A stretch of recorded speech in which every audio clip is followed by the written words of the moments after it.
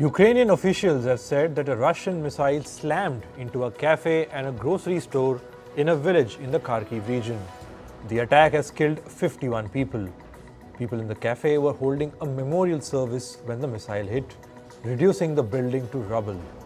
The attack was the deadliest in the Kharkiv region since Russia invaded Ukraine last year. Moscow has not commented on the attack.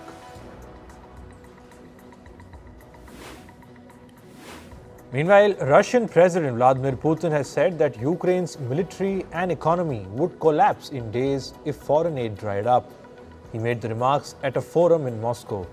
Putin added that Ukraine has lost over 90,000 men since the beginning of the war. His comments come amid political turmoil in the United States. On Saturday, the US passed a new temporary spending bill that did not include aid for Ukraine. This has raised fears that further funding for the Ukraine war is in danger.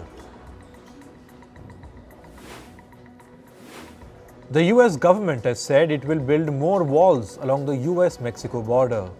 This is to reduce the record number of migrant crossings in recent years. US President Joe Biden's administration will use Trump-era funds to build the walls. Biden said that he tried to get the US Congress to reallocate the fund, but he did not succeed. He added that there was nothing more he could do. This marks a reversal in Biden's migration policies. Meanwhile, top US officials have said they will resume deporting migrants from Venezuela. The Venezuelan migrants will be sent back to their country even as arrivals continue to mount. The announcement came as top Biden administration officials met with their counterparts in Mexico, which is the key transit country for migrants.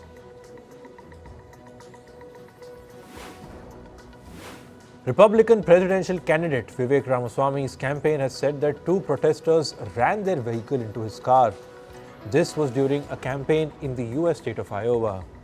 Ramaswamy was not in the car when it happened. It is unclear whether the crash was intentional or not.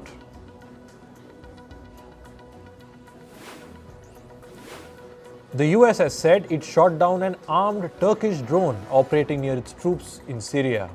This is the first time Washington has brought down an unmanned aircraft of its NATO ally Turkey. Meanwhile, a Turkish Defense Ministry official said that the drone did not belong to the Turkish armed forces.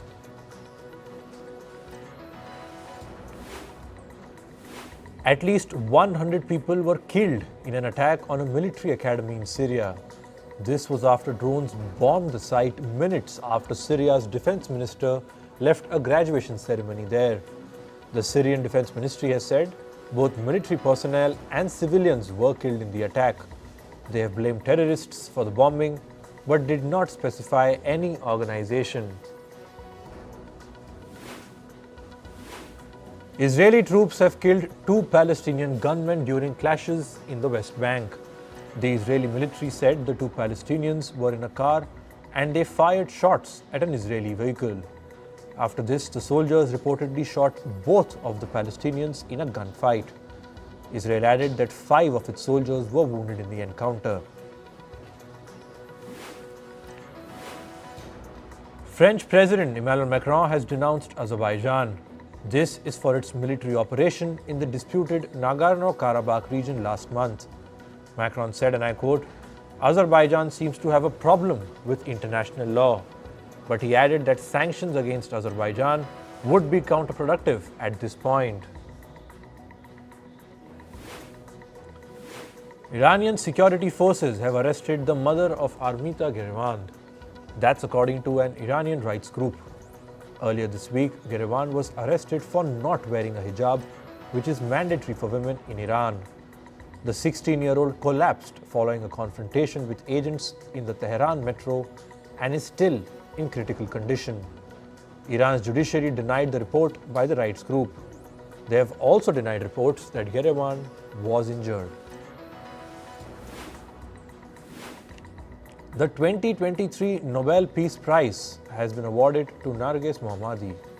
She is an Iranian women's rights advocate who is serving a 12-year jail sentence. Mohammadi has campaigned for both women's rights and the abolition of the death penalty. The Nobel Committee has urged Iran to release her. In climate news, the government of Malaysia has urged neighbours Indonesia to take action on smog and haze. This is after Malaysia's capital Kuala Lumpur recorded poor air quality due to smoke from fires that are burning in Indonesia. Meanwhile, Jakarta has denied that any smoke has drifted from their borders towards Malaysia. Over 3,000 people were evacuated from the Spanish island of Tenerife yesterday. This is due to raging wildfires. Authorities say that the flames have burned down over 15,000 hectares of land. Tenerife and nearby islands have been battling wildfires since August. France's famous peak, Mont Blanc, is witnessing some of its lowest levels of snow in 22 years. Researchers say that the mountain has lost more than 2 meters of snow due to warmer than usual summers. Topographers say that Mont Blanc's height is measured by the amount of snow on it. With lower amounts of snow on the peak, its height is said to have decreased.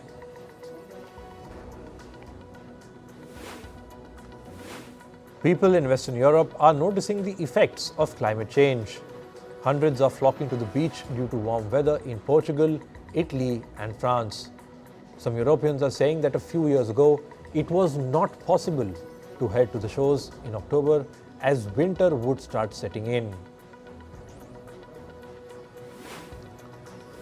The South American nation of Ecuador held a tree plantation drive in the capital Quito yesterday. Hundreds of people took part in the sapling plantation marathon. This is the 6th consecutive year that Ecuadorians have planted trees in Quito. Over 2 million plants across 292 species have been planted during these annual drives. A recent UN report says that millions of children are being displaced due to extreme weather. According to the study, at least 43 million children were forced to flee their homes between the years 2016 and 2021. The report says that the major climate events causing the exodus are floods, cyclones and droughts. The year 2023 is on track to become the hottest year on record. This is according to a report by the European Union. Scientists say that this year's temperatures are 0.52 degrees Celsius higher than average. The study cites human action as the primary cause for the rising temperatures.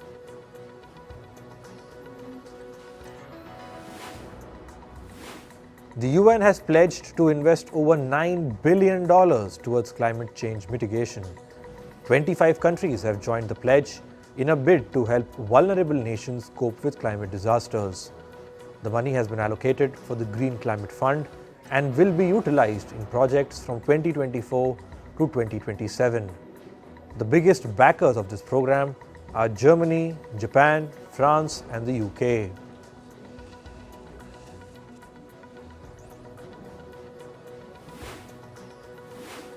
Chemicals from road-making material are flowing into England's rivers. Officials who test the levels of contamination in water bodies say at least 145 water bodies have been exposed to the harmful substances.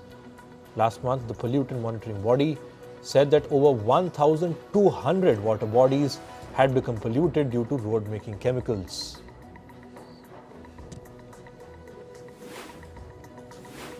On to business and tech news now. The CEO of search engine firm DuckDuckGo has said that a potential contract with Apple failed because of Google's dominance. The contract was to make DuckDuckGo the default search engine on the Safari browser. The search engine CEO said that Apple was reluctant to give up Google's multi-billion-dollar paychecks. Google allegedly paid Apple $10 billion annually to make it the default search engine on Safari. Meanwhile, there's yet another complaint against Apple and Google. South Korea has accused both the big tech firms of abusing their dominant position in the app market. The country's telecom regulator has said that the companies forced app developers into specific payment methods to earn commissions. They also allegedly caused an unfair delay in their app reviews. South Korea's telecom regulator has warned of a potential fine of up to $15 million for Apple and Google over their monopolistic behavior. Meanwhile, Amazon and Microsoft may face an investigation in the UK. This is for their alleged dominance in the country's cloud market. The companies allegedly made it difficult for businesses to use multiple cloud technology suppliers. This is according to a study by Britain's media regulator, Ofcom. Subsequently, Ofcom has asked the UK's antitrust authority to investigate Amazon and Microsoft. The West African country of Senegal has refused to lift a ban on the social media app TikTok. This is until TikTok agrees to the country's demands. Senegal has demanded that the company sign an agreement to create a mechanism to remove accounts. In August, Senegal blocked access to the video sharing app. It said that TikTok was being used to distribute hateful messages in the country. Reports say ChatGPT maker OpenAI is exploring making its own artificial intelligence chips. The company has not yet decided on a concrete plan, but its options could include a potential acquisition. This comes as ChatGPT gained immense popularity since its launch last year. Ever since, chip companies like Nvidia have rushed to produce AI chips. AI chips are specifically designed to make building AI systems such as ChatGPT faster and cheaper. British lawmakers have called for a pause on the use of live facial recognition surveillance in the country's streets. This comes after the UK's crime and policing minister suggested catching criminals using biometric surveillance. The use of the technology has long been criticised by activists in the country. General Motors has made a counter-offer to the striking employees of America's United Auto Workers Union. This is to end the strike that began last month against the Detroit 3 automakers. The Detroit 3 automakers include Ford, General Motors and Stellantis. Separately, the union's president, Sean Fain, is also due to provide an update on the ongoing strike tonight. Chicken prices at US grocery stores have hit record highs. They are likely to stay elevated because Tyson Foods and other companies have cut back on poultry production to boost their profit margins. Earlier this year, Tyson closed 6 of its US chicken plants to reduce costs. Now the company is looking to tighten its supplies to enhance its revenue. Taiwan's government has opened an investigation into 4 companies.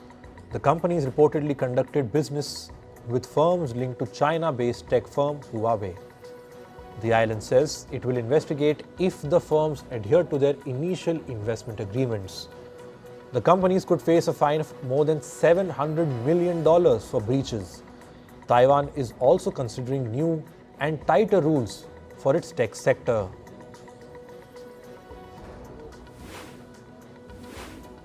Reports say drug maker Sanofi is exploring a potential acquisition of cancer drug maker Mirati Therapeutics. Deliberations are ongoing and there is no certainty if they will result in an agreement.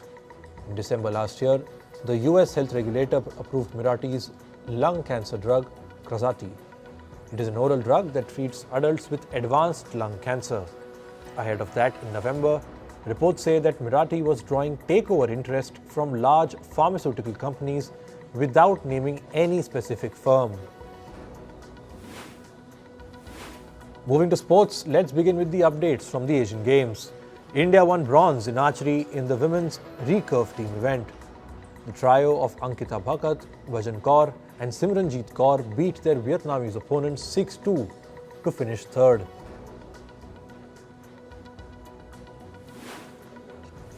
The Indian women's kabaddi team cruised into the final earlier today.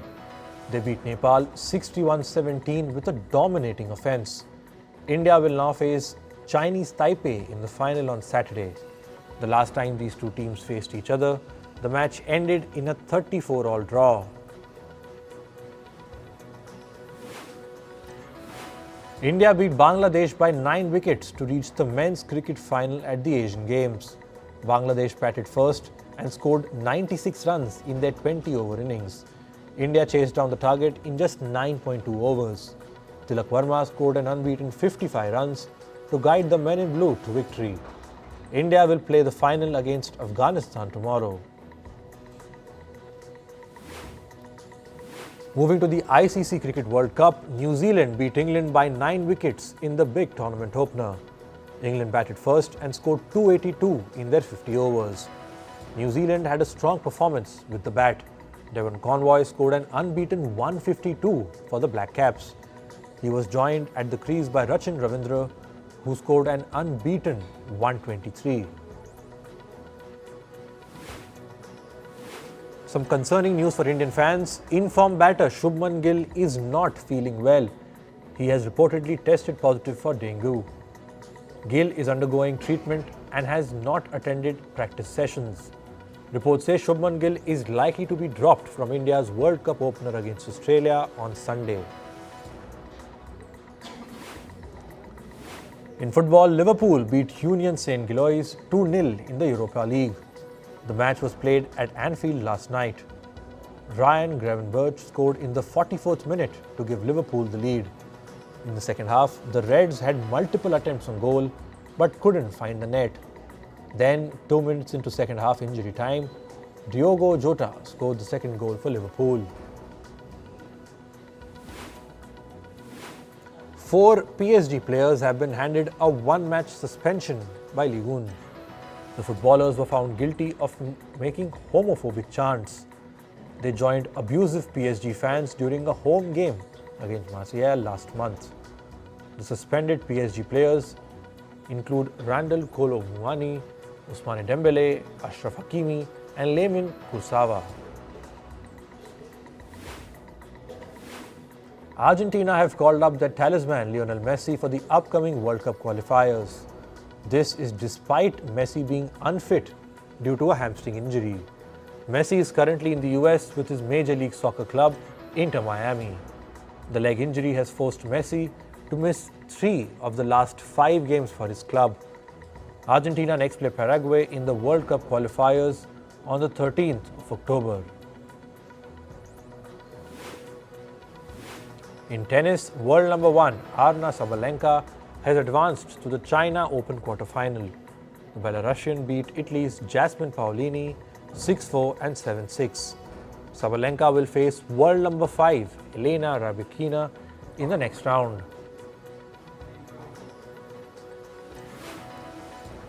In golf, a large fire broke out at the Marco Simon Golf Club in Italy's capital of Rome. This comes less than a week after Europe beat the US to clinch the Ryder Cup at the very same golf course. Officials from the Ryder Cup Europe say that there were no casualties. However, they added that a golf hut was burned down.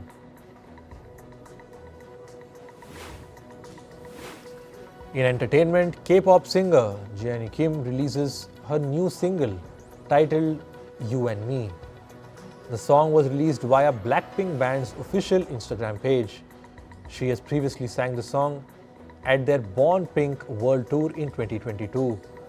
Kim releases her song amid rumors of her band splitting from their agency. American model and actor Paris Hilton's memoir is set to become a TV series. A studio representative has confirmed the acquisition of the rights. Hilton is also expected to serve as the show's executive producer. Her book, titled Paris the Memoir, was released in March this year.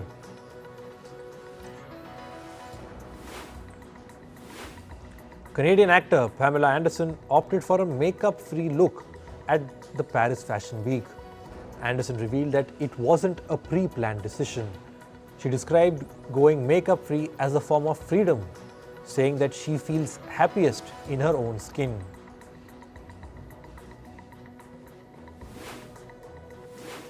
American actor Jessie Lang says she's considering retiring from Hollywood. The actor said that creativity is now secondary to corporate profits. She feels that the artists and filmmaking are diminishing. She says she wants to slowly phase out of films. Singer Taylor Swift continues her record-breaking streak. Advance bookings for her Eras Tour film have already surpassed $100 million. The film is set to hit 8,500 theatres in 100 countries on the 13th of October. Taylor Swift's Eras 2 film will capture the concert's finest moments. A new comic book about American singer Billie Eilish is on the horizon. This publication is a part of a series celebrating female empowerment. The comic will trace Billie Eilish's journey from a young dancer to a globally acclaimed singer. The book will be available from the 10th of October. Production on a Martin Luther King Jr. biopic is underway. The production company is in talks with comedian Chris Rock to direct and produce the film. Legendary director Steven Spielberg is expected to serve as the executive producer.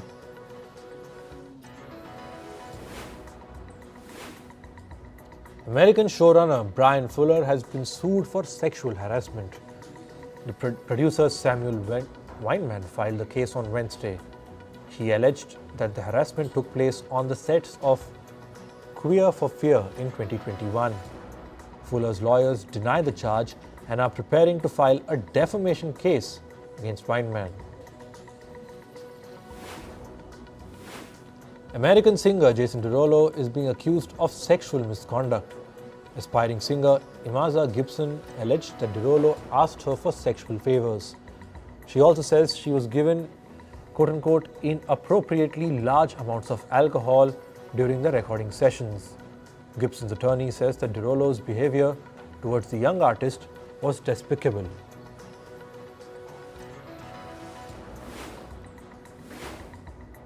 Once upon a time in Hollywood actor Keith Jefferson has passed away after battling cancer. He was 53 years old. Jefferson was also a producer, voiceover artist, and an acting coach.